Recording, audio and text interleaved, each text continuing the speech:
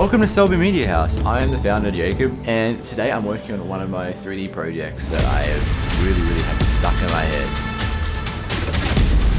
And as you've seen already, it is this long hallway with like a beam of light at the very end of it. I made that all in Blender 3D. The way that I got it looking the way I did is using Greenscreen, and I mean right now I haven't actually edited it, so I'm hoping it looks as good as it does in my head. I'm hoping the Greenscreen works, because if it didn't, I'd be in a bit of a pickle. I have to do a lot of work. Suffice to say, I was not prepared for what this project entailed. It entailed so many different forms of rotoscoping, and I've had no prior experience with any rotoscoping. But basically, we can have a look at my node tree here. Look at node 1. I have my main footage, and the problem is that I walked not completely in the green screen. I had all these gaps, and I thought, oh, it'd be easy to edit in post because I just do a bit of the colors, you know, the colors of my hair and the ceiling, they're all different and stuff. They're actually quite similar. But I got to the point where I was like, oh, this should be easy.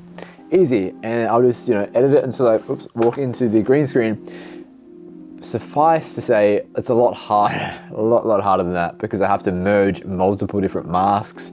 Then when one mask starts doing one bit, I don't want the other mask to interfere with that one bit. And so let's have a look at this.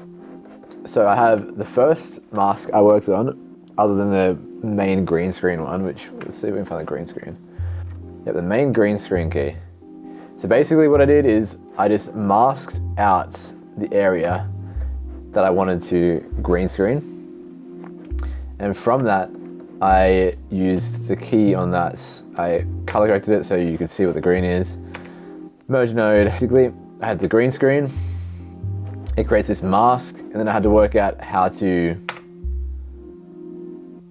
merge it with other parts of the image or whatnot. Main green screen. Yeah, the main green screen creates this little box, creates a mask. This mask is basically what I'm going to be putting on top of the section that is in the green screen. It's basically, I've got a mask saying, this is the section that I want to only be affected by the green screen composite, the green screen masking out. And so I had to do loads of stuff to get that working, like merging and changing the type of mask. Then I had to do the head mask, which basically is saying I want to mask this area. And because you can see a color, there is a color difference between my head, hair, and the ceiling. So I was able to use that in one of the keys. As you can see here, you can see it's one of the keys. I was able to get some of the hair back using a chroma key focused on color. But I'm still really new to this, and I masked it with this mask. But I'm still really new to this, so it's quite difficult. And then multiple bits. For thicker hair bits, I used this chroma key, and then for, I think it was the thinner bits, or it was just a less refined one, I used that key. And that was merged to create a mix between both of them, where some missed but others did. And then I used this masker. But then from that gets sent into this merge node, which merges, what does it merge? It's masks, this polygon masks what this merge node merges. So basically it's saying that from all of this section up here, so look at this, all of this section of the mask, of the key there, I only want the bit that's from the head. It's like none of the rest of the stuff that would be, if you can see on my screen, none of all of this other stuff, I don't want that in there. And to achieve that, I basically had to tell it, this is the mask out the section that I want to use, which is just that top little head part there. And from that, I also had another mask, which is for the jacket, for my jacket. And I masked the green screen to this as well.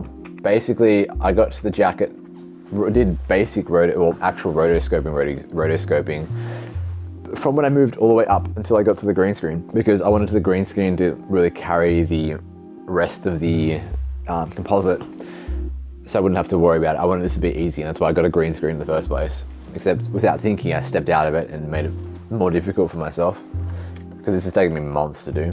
So you see this? This is the this is the rotoscope of my jacket. And you can see that I move the rotoscope with different bits and pieces of the jacket. As you can see on the left, on the first monitor, the first little window, each part of the jacket has its own little rotoscoped.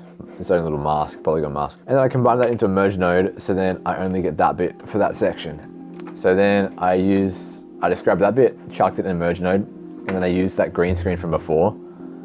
I used as the mask for the merging of the footage, so putting it together with the footage. And from that, where is it? I go to another merge node. So from that merge node, I went into another merge node, which merges the hair. And from that merge node, I go to another one, which merges the head. And so I have another rotoscope that is only for the head, the main part of the head. Which if we go back to where are you going from? You're from Mac Control. That grabs the main part of my head. And I did that because with the mask, everything that's inside that mask will show. It's not gonna have the fuzzy key that the other masks do have, because it's trying to get different colors, and some colors might be in my hair that are also in the ceiling, so it'll try and take that out. So one of the main part of it, I only wanted to use that for the thin parts of the hair, and for the rest of it, I just use this key until I could just take it out because I didn't need it anymore. And then from that, I put them all together, and it gave me a pretty decent key of myself. The only problem was the black parts of the backdrop.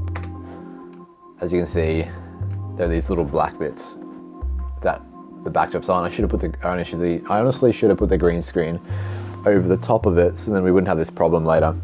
But there's a few things. I had to mask the stand for the lights. I had to mask the bits of the lights that changed the green to a yellow color, so the computer couldn't work out what the green screen was because it was too yellow. I had to do a few other things to get that key, but basically that's basically it. But back to me babbling on about how easy this is going to be, or like just performing myself. Let's get back to me actually walking in this really cool, like, aesthetical thing that I had to make in 3D and then do all that stuff with. Anyways, but the way that I did it, if you know what lighting stuff is, I've got these neon light tubes here, and they are lighting up, silhouetting me to make it look like there's actually this light beam shining around and bouncing off the walls onto me. And I've got this Aperture 300D Mark II shining up to the top of my head. I wanted to use it for my full body, but well, I don't have a high enough roof, so I couldn't get it over the green screen. And if I wanted to cut myself out, I couldn't really lower the green screen. It'd just be a hassle for me, especially with hair. Hair's really hard to cut out in post, so you got to do what you got to do. And then for the fill light, what I did was I had a Aperture 200X pointing directly at the back wall, shining straight back on me, and that's what's glowing on me right now. And it helps add that nice ambient light, because I don't want this blasting light in my face. So, and I don't want to have to set up this massive like lighting rig to get a nice looking light, especially in a small room like this. Like, this isn't a super big room. It's a decently big room, but I have so much stuff in it, I don't have room to set up lights. So I had it shining in the back wall, which is actually painted white, thank goodness. So then I could have that glow without needing to set up a big rig. And I'm assuming for all you light people, you'd understand what I'm doing. But for all you non-light people, pretty much what it does is different colors bounce light differently. So like an orange color will reflect orange light while absorbing blue lights and like that kind of stuff. And because it's white, it just bounces all the light, which means that I can point it there and use it as like one of those photographers' bounce cards, if you've ever seen them. And it spreads the light out, so then it's not pointing right at me, but it bounces off like heaps of different areas of the room and just adds a nice glow. And normally if you want to do that with like a lighting rig and stuff, you'd use a lantern or one of those big domes that you see. But this way it's practical and it works. It looks more natural too. And that is how I filmed this. So if you want to see more, let me know. If you have any ideas of what I should record or make next, let me know in the comments. I'd be keen to do some more. This is SELBI Media. Nice to meet you.